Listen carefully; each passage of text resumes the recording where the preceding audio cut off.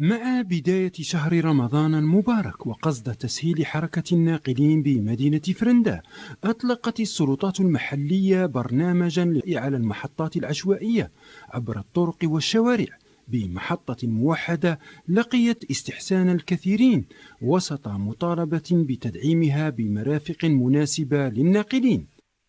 مليح. أنا بالنسبة للمحطة هذه هنا جمعتنا كاع محطة موحدة، على ما جا احنا هكا على الأقل يعطونا محطة. بهذا الشيء كما هكا نحاولوا يعطونا محطة.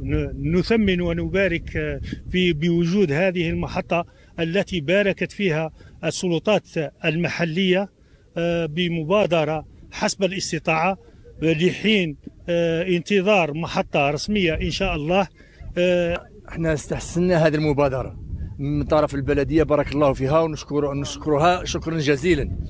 بصح فيها نقائص بزاف. راهم عاونونا الترونسبور، خاطر كانوا مغبنا في نقاط عشوائية. أنا لايمناهم، ولكن مين لايمناهم ما عطيناش حقوقهم. العديد من أماكن المحطات العشوائية برمجت لها مشاريع لتحويل بعضها إلى ساحات عمومية تحفظ جمالية المدينة. إقبالا لشهر رمضان وفي إطار المشاريع التنموية لمدينة فرندا بعد انتهاء الطريق الوطني رقم 14، وحدنا خطوط النقل في محطة 34 شهيد مؤقتة، ورانا في إنجاز مشاريع أخرى في المدينة مع شهر رمضان.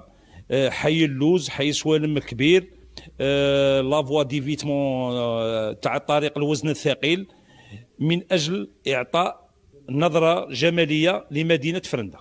تم الاقتراح محطة مؤقتة لضم كامل المحطات الأخرى في انتظار الإنجاز المحطة المبرمجة على مستوى مدينة فرندا إن شاء الله عند قريب، اللي هي في الإجراءات إن شاء الله.